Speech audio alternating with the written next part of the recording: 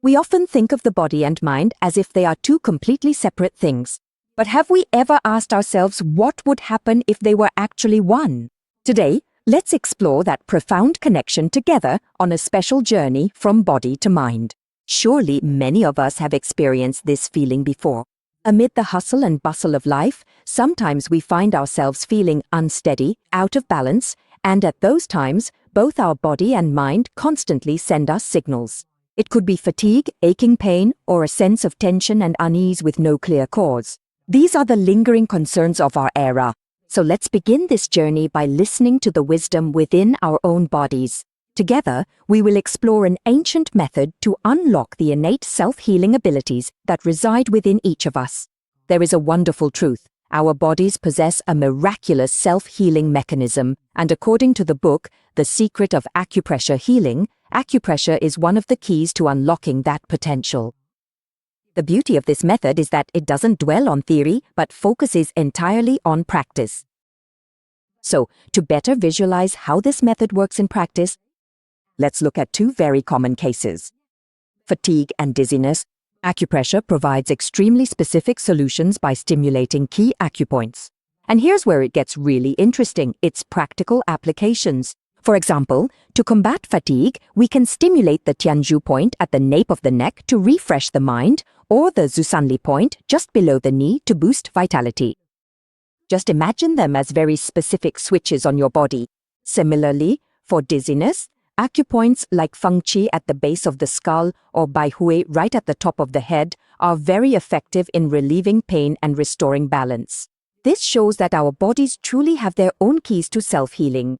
Clearly, taking care of our bodies is extremely important, but this raises a bigger question. Is healing the body truly enough? Even when our energy and blood are flowing smoothly, what is it that still leaves us troubled and uneasy deep inside? And that question is the doorway that leads us to the second part of our journey, exploring the realm of the mind and its central role in our overall well-being. An ancient verse from the Dhammapada beautifully encapsulates this idea.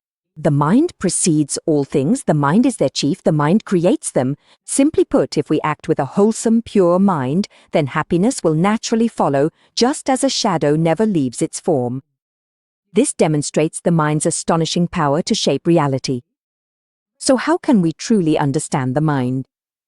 That path is called the 4 foundations of mindfulness. Think of it as a method of practice and observation. Observe the body. Observe sensations, observe states of mind, and observe your own thoughts. The important thing is that all of this is done without judgment. And this image beautifully illustrates that this is not some new trend at all. On one side, we have a very clear and coherent modern diagram.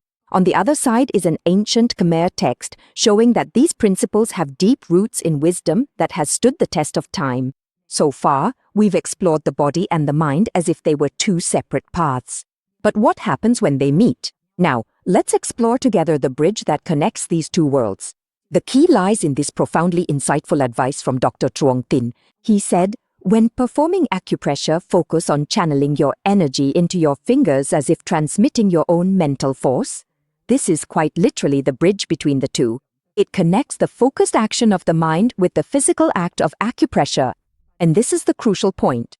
This mindfulness and transmission of mental energy is the practice of body contemplation, the very first foundation of mindfulness that we just mentioned earlier.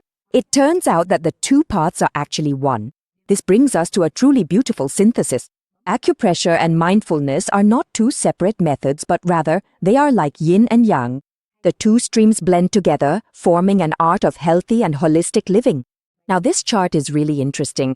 It analyzes this harmony in a very clear way. Let's take a look. With acupressure, we use the mind, that is, focused attention and intention, to influence and heal the body. Conversely, mindfulness uses the body, meaning the breath and sensations, as a gateway to observe and master the mind. Isn't that a perfect cycle? Yes, the theory is already very harmonious. But how do we actually combine them in real life? Let's look at a very simple practice to unify both. Next time you press an acupoint, for example the Zhusanli point, don't just do it mechanically. Try this. First, fully feel the sensations at your fingertips and at the acupoint itself. Second, observe any sensations or thoughts that arise but don't judge them. And third, breathe. Maintain a deep and steady breath. With just a small shift in awareness like that, we've turned a mechanical action into a vivid experience. It's no longer just pressing an acupoint, it's become a moment of deep connection with your own body. And finally, we need to remember that the journey of caring for the body and mastering the mind is not a quick destination, it's a lifelong journey. I hope that these recent sharings will serve as a small source of inspiration, a starting point. The final question that remains is, where will our own journey toward balance begin?